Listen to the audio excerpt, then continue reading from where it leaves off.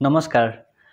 আপোনাৰ বাৰু কেতিয়াবা এনেকুৱা হৈছেনে যে ভৰিৰ তলুৱাখন অত্যন্ত গৰম উঠি থাকে, ভৰিৰ তলুৱাখন জ্বলা-পোৰা কৰি থাকে, কামুৰি থাকে? যদি আপোনালোকৰ তেনেকুৱা কিছুমান সমস্যাই দেখা দিছে, তেতিয়াহ'লে আপোনালোকে সেই সমস্যাসমূহক অকণমান গুৰুত্ব সহকাৰে ল'বলৈ চেষ্টা কৰিব। কাৰণ ভৰিৰ তলুৱাত দেখা দিয়া সেই সমস্যা, বিশেষকৈ জ্বলা-পোৰা কৰি থকা, পুৰণি হোৱা, কামুৰি থকা, সেই সমস্যাসমূহে হয়তো আমাৰ শৰীৰত ঘটি থকা আন কিছুমান বেমাৰৰ লক্ষণ হ'ব পাৰে। হয়তো আন কিছুমান বেমাৰৰ আগজাননী হ'ব পাৰে আৰু হয়তো আমাৰ শৰীৰত ঘটি থকা কিছুমান এবনৰ্মেল প্ৰক্ৰিয়াৰ কাৰণ হ'ব পাৰে। আমি সচৰাচৰ আমাৰ শৰীৰৰ বিশেষকৈ ভৰিৰ তলুৱাৰ অংশটো যথেষ্ট পৰিমাণে নেগলেক্ট কৰোঁ। আমি যেনেকৈ আমাৰ শৰীৰত ঘটা আন কিছুমান লক্ষণ বা আন সমস্যা দেখা পালে লগে লগে আমি তাৰ সমাধানৰ উপায় বিচাৰি যাওঁ, কিন্তু তাৰ তুলনাত যদি আমাৰ ভৰিৰ তলুৱাত কিবা সমস্যা হৈছে বা আমি ভৰিৰ তলুৱাখনক অকণমান কমকৈ গুৰুত্ব দিওঁ, যিটো আমাৰ শৰীৰৰ কাৰণে অতি ক্ষতিকাৰক হ'ব পাৰে। শৰীৰত ঘটি থকা কিছুমান হৰমনেল চেঞ্জ, নতুবা কিডনীৰ সমস্যা এই ভৰিৰ তলুৱাৰ পুৰণি বা কামুৰি থকা এটা লক্ষণ হ'ব পাৰে। গতিকে আজি মই এই ভিডিঅ'টিত এই বিষয়ে কিছু কথা আলোচনা কৰিবলৈ চেষ্টা কৰিম। কোনবিলাক কাৰণত আচলতে আমাৰ এই সমস্যাটো হৈ থকা দেখা যায়।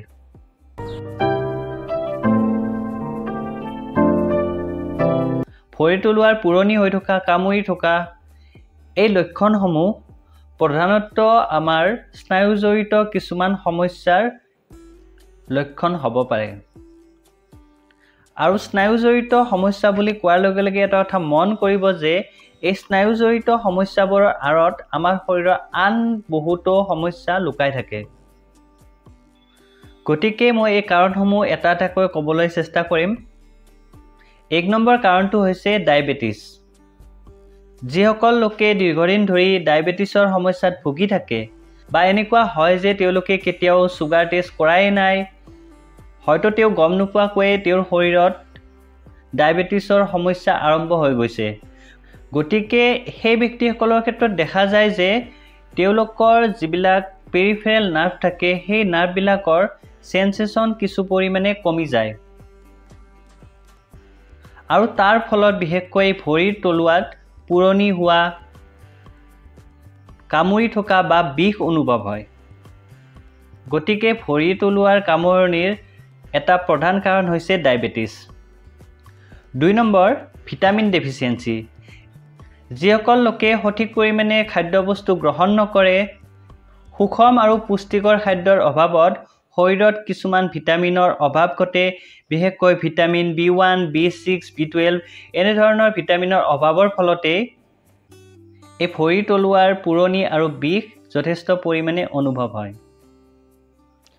3য়টা কাৰণ হৈছে যিসকল লোকে ৰেগুলাৰ বেচিছত এলকহল সেৱন কৰে, তেনেকুৱা ব্যক্তিসকলৰ ক্ষেত্ৰত দেখা যায় যে তেওঁলোকৰ নিউৰলজিকেল ছিষ্টেম কিছু পৰিমাণে দুৰ্বল হৈ পৰে।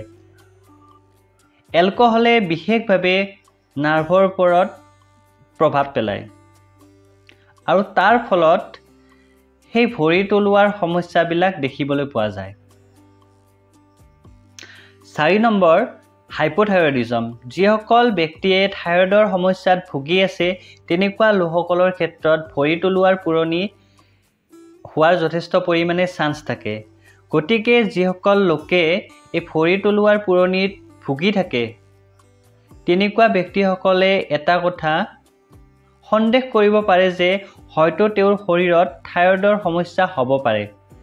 গতিকে যদি তেওঁলোকে কেতিয়াও থাইৰয়ডৰ পৰীক্ষা কৰি চোৱাও নাই, তেতিয়াহ'লে এই সমস্যাসমূহে বা এই লক্ষণসমূহে দেখা দিলে থাইৰয়ডৰ সমস্যাৰ এটা কাৰণ হ'ব পাৰে বুলি ভাবি লৈ শৰীৰত থাইৰয়ডৰ পৰিমাণ ঠিকে আছে নে নাই চেক কৰি চাব লাগে। 5 নম্বৰ, ভৰিৰ তলুৱাৰ পুৰণি বা কামুৰি থকা এই লক্ষণসমূহে দেখা দিলে এটা সন্দেহ কৰিব পাৰি যে হয়তো তেওঁৰ শৰীৰত কিডনিৰ কিছুমান সমস্যা হ'ব পাৰে। যেতিয়াই এজন মানুহৰ কিডনি সমস্যাই দেখা দিয়ে তেতিয়া এনেকুৱা হয় যে যেহেতু কিডনিয়ে আমাৰ শৰীৰৰ পৰা বেয়া বস্তুবিলাক বাহিৰ কৰি পেলায়, গতিকে যদি এজন মানুহৰ সেই কিডনি সমস্যাই দেখা দিয়ে তেতিয়া সেই ব্যক্তিজনৰ বেয়া বস্তুবিলাক শৰীৰে যিমান পৰিমাণে বাহিৰ কৰিব লাগিছিল সিমান পৰিমাণে বাহিৰ কৰিব নোৱাৰে, আৰু তাৰ ফলত সেই বেয়া বস্তুবিলাক শৰীৰত জমা হ'বলৈ আৰম্ভ কৰে, আৰু তাৰ ফলত সেই বেয়া বস্তুবিলাকে গৈ স্নায়ুতন্ত্ৰৰ ওপৰত প্ৰভাৱ পেলায়, আৰু তেতিয়াই সেই ভৰিৰ পুৰণি, হাত ভৰিবোৰ টানি ধৰা আৰু লগতে পেচাবৰ সমস্যাই দেখা দিয়া এনেধৰণৰ কিছুমান লক্ষণ দেখিবলৈ পোৱা যায়।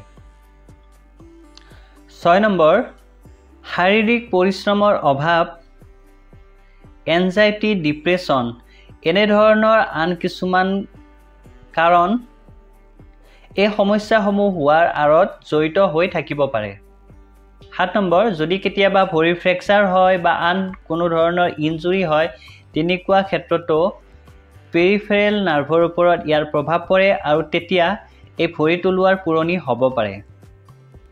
8 নম্বৰ, HIV/AIDS ভৰিৰ তলুৱাৰ পুৰণিৰ অন্য এটা কাৰণ হ'ব পাৰে, কিয়নো এই HIV/AIDS-ৰ ফলত শৰীৰত ইমিউনিটি শক্তি যথেষ্ট পৰিমাণে কমি যায় আৰু তাৰ ফলত সেই সমস্যাসমূহে দেখা দিয়াৰ চান্স থাকে। 10 নম্বৰ, কিছুমান অটোইমিউন ডিছঅৰ্ডাৰ আছে যিবিলাকৰ কাৰণেও এই সমস্যা হ'ব পাৰে, বিশেষকৈ যিসকল লোকৰ ৰিউমাটইড আৰ্থ্ৰাইটিছৰ সমস্যা আছে তেনেকুৱা ব্যক্তিসকলৰ ক্ষেত্ৰত এই ভৰি তলুৱাৰ পুৰণি হ'ব পাৰে। গতিকে এই ভৰিৰ তলুৱাৰ পুৰণিৰ আঁৰত বহুতো কাৰণ লুকাই থাকে বা কিছুমান বেমাৰৰ আগজাননী লুকাই থাকে।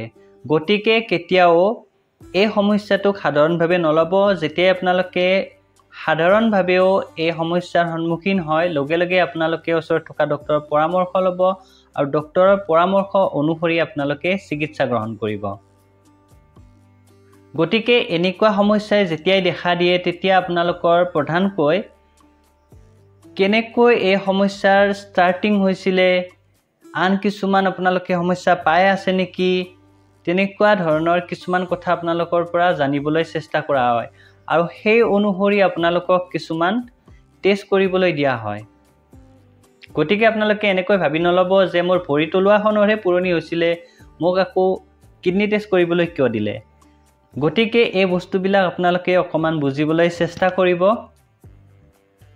যিহেতু এটা বস্তুৰ লগত আন এটা বস্তু সম্পূৰ্ণৰূপে ৰিলেট হৈ থাকে।